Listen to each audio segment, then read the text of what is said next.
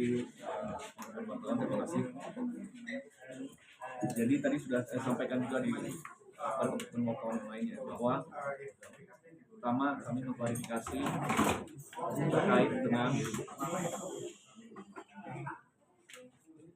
situasi di mana tujuan kami menyampaikan terkait dengan debt collector itu cuma satu, ya, bahwa yang namanya Sarweng dan keluarga ini tidak mau kedatangan lagi debt collector, hanya itu tujuannya, tidak ada maksud lain. Ya, jadi maksud mendiskreditkan orang lain sama sekali tidak ada.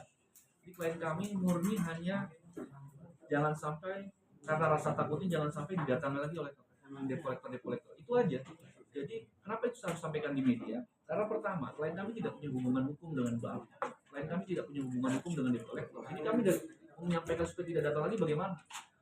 Nah, jadi itu adalah benar-benar murni rasa takut klien kami untuk didatangi sehingga kami sampaikan itu semua. Nah, jadi tidak ada niat lain. Itu yang pertama. Yang kedua bahwa yang dijaga oleh klien kami adalah psikologis anak-anak. Jadi anak-anak kami ini terkait debt collector tidak mau sampai ada tekanan-tekanan seperti itu.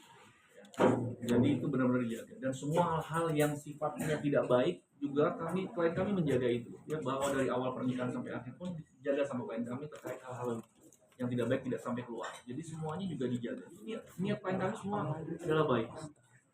Ya, bagaimana terkait dengan masalah anak? Anak itu saya tegaskan tidak pernah ada yang namanya menghalang-halangi, ya, tidak pernah klien kami menghalang-halangi yang namanya anak kepada bapaknya, itu tidak pernah.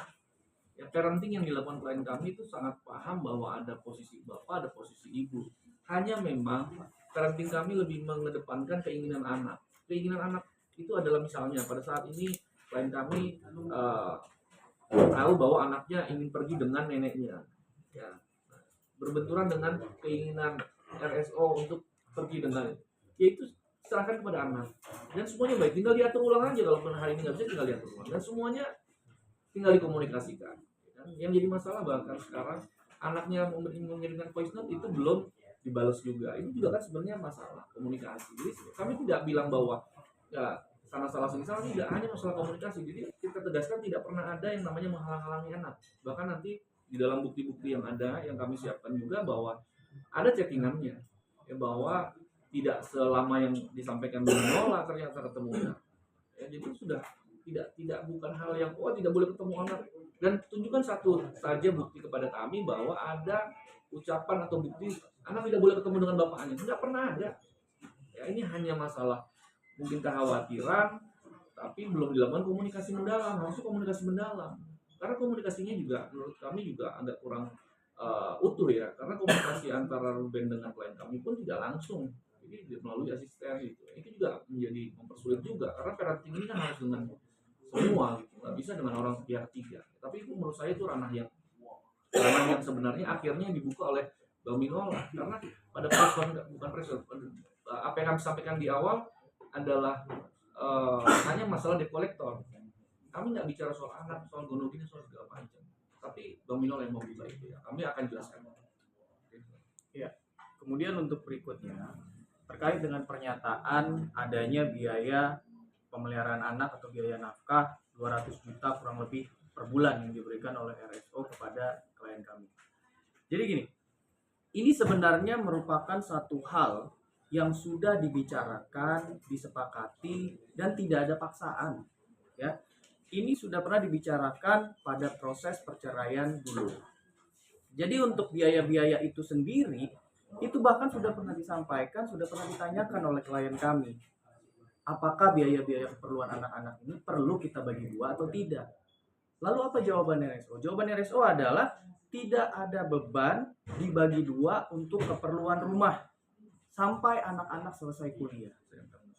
Itu ditanggung semuanya. Nah, maka dengan saat ini juga klien kami juga menanggung biaya-biaya keperluan anak-anak di luar daripada yang sudah RSO berikan. Itu ditanggung sendiri oleh klien kami dan tidak ditagihkan kepada RSO. Nah, ini fakta yang memang harus disampaikan begitu. Bahkan ada fakta berikutnya yang menurut klien kami pada masa perkawinan dulu, itu klien kami hanya diberikan uang saku yang jumlahnya sangat terbatas, uang saku untuk istri, ya. Itu sampai sebelum klien kami mempunyai anak. Lalu setelah klien kami mempunyai anak, biaya-biaya yang diberikan itu adalah biaya-biaya yang hanya untuk keperluan anak dan keperluan rumah tangga. Yang notabene RSO juga ada di dalam rumah itu, gitu. Ya. Jadi ini yang kami perlu luruskan. Dan terkait biaya plastik sampah, ini juga perlu diluruskan. Biaya plastik sampah ini klien kami pun kaget gitu ya pada saat ada pernyataan tersebut. Biaya tersebut ada dan muncul itu di dalam masa perkawinan. Jadi RSO juga ada di dalam rumah itu. Ya, ini yang perlu kami luruskan.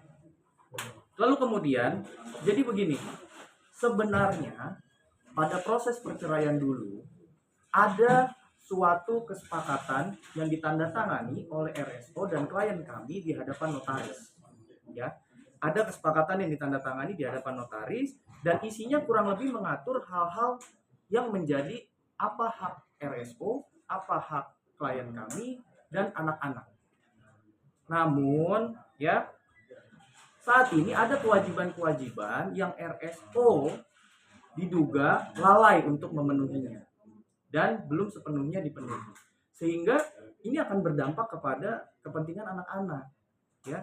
Jadi hal ini kemarin itu sudah disampaikan bahwa ada keberatan dari pihak kami. Betul, memang ada keberatan dari pihak kami, tapi apakah disampaikan? Tidak. Nah, dalam kesempatan kali ini kami sampaikan bahwa ada keberatan-keberatan yang sebenarnya berkaitan dengan kewajiban-kewajiban RSO tersebut. Yang pada dasarnya klien kami meminta kepada RSO untuk duduk bersama. Untuk duduk bersama, kita menyelesaikan yuk permasalahan ini. Tapi apa yang disampaikan? Yang disampaikan adalah lawyer to lawyer. Untuk dibicarakan kepada pengacaranya. Ya, maka itu yang kami lakukan. Ya, Bang. Ya. Jadi saya cuma pertegas saja bahwa terkait biaya nafkah 200 juta bukan seperti yang disampaikan bahwa setelah perceraian masih dinafkahi, tidak. Ini semua adalah sebuah kesepakatan bersama ya antara klien kami dengan RSO, yang mana pernah hasil chatnya juga ada, yang mana mereka klien kami tanya ini mau dibagi dua atau seperti apa, tidak usah semua saya yang tanggung. Ya, klien kami menurut saya itu karena kesepakatan silakan dituangkan, ya kan? Dan cara penagihannya pun itu bukan ditagihan uang tetapi reimburse, jadi dibayarkan dulu oleh klien kami baru dirembes kepada RSO. Itu pun tidak ada paksaan. Misalnya RSO cuma sanggup 10 juta ya mau silakan. Nanti sisanya klien kami. Sanggup setengahnya, sanggup 100% ya alhamdulillah. Jadi sebenarnya klien kami ini hanya menjalankan proses ya berjalan begitu aja. Tetapi kenapa ada masalah ini lalu tiba-tiba diungkit-ungkit, wah ini 200 juta kan lucu juga gitu, ya kan? Nah ini yang buat kami, tolonglah, janganlah, ya fair lah kita ya, fair lah. Ya kalau memang dia tidak sanggup dia bilang tidak sanggup. Jadi disitulah keberatan-keberatan kami, dan itu juga sudah kami sampaikan terkait anak. Dan sekali lagi kami prinsipnya tetap ingin duduk bersama untuk menyelesaikan masalah. Bagaimanapun mereka tidak akan terputus hubungannya karena ada anak ya. Jadi kami berharap entah lawyer to lawyer ataupun saya berharapnya malah prinsipal dengan prinsipal, artinya klien dengan klien silakan ya bicarakan masalah ini dengan baik-baik ya. Awalnya klien kami sangat tidak mau memasukkan masalah ini ke dalam ranah publik. Ya. Tetapi karena memang sudah dibuka oleh pihak Bank Minola ya kami akan sampaikan akhirnya gitu. Ya, kami tadinya hanya fokus kepada debt collector yang mana tujuannya bukan mendeskripsikan RSO, tetapi tujuannya cuma satu, supaya debt collector tidak datang lagi ke rumah klien kami, titik. Ya bagaimana pemikirannya bisa seperti itu saya juga kaget juga sampai jadi yang lain-lain gitu. Ya tapi kan sudah terbuka ya kami sampaikan. Ya tetapi kami berharap penyelesaiannya kami tidak akan masuk nanti dalam penyelesaiannya ke dalam media, tapi saya berharap antara klien dengan klien biar bisa selesai, karena gimana pun mereka adalah tetap buat saya mereka orang-orang baik, hanya masalah miskomunikasi aja ya. Mungkin diluruskan saja Bang terkait dari Bang Minola yang RSO ingin berpentas balik anaknya kan kayak seperti dikerjain gitu lewat di sini, ternyata anaknya dibelokkan, itu seperti apa mungkin? Ya nanti kita lihat lah ya, dan pasti klien kami dalam parenting tidak pernah lupa bahwa seorang anak itu butuh sosok ayah dan ibu. Ya, nggak mungkin. Ya. Kalaupun memang ada masalah yang seperti itu mungkin miskom, tetapi menurut saya tinggal dikomunikasikan aja. Nanti bisa tahu sendiri, chattingannya ada semua. Tidak pernah kita melarang, tidak. Ya. Masalah itu teknis aja. Memang dalam kesepakatan yang ada ya Gonogini dan soal anak itu memang tidak membahas detail. Ini kan menjadi masalah yang sebenarnya kita harus duduk bersama, ini maunya seperti apa. Tetapi yang disampaikan sama RSO, udah datangin langsung hubungi lawyer saya aja gitu. Ini juga yang mungkin kecewa juga akhirnya klien kami. Klien kami mau ketemu langsung untuk bicarakan, tapi dia suruhnya ke lawyer to lawyer. Gitu. Akhirnya ya itu, kami sudah bicara dengan, saya sudah bicara dengan Bang Minola, tapi kami tidak sampaikan itu di media. Untuk masalah anak dan lain-lain, kami hanya menyampaikan soal debt collector. Yang tujuannya tadi saya sampaikan, supaya debt collector tidak datang lagi ke rumah klien kami. Tetapi karena Bang Minola yang membuka, ya mau nggak mau saya sampaikan juga ke teman-teman ya.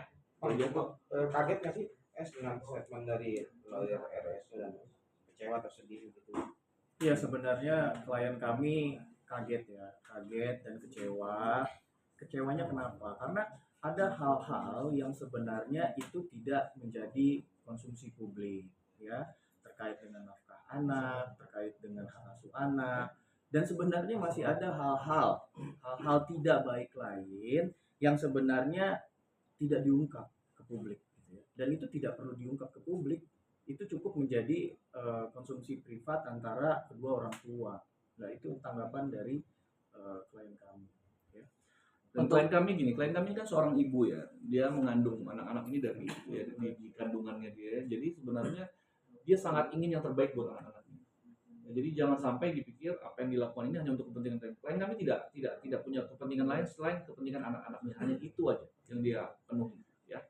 Oke, dan kalau memang kita mau jujur, ya klien kami kan kami memegang rahasia klien kami semua. Ya. Tetapi kalau mau jujur, kalau klien kami bisa curhat dari awal pernikahan sampai akhir, mungkin nanti Indonesia heboh juga. Nah, itu nggak dilakukan tapi sama klien kami. Ya. Bang, itu tadi kan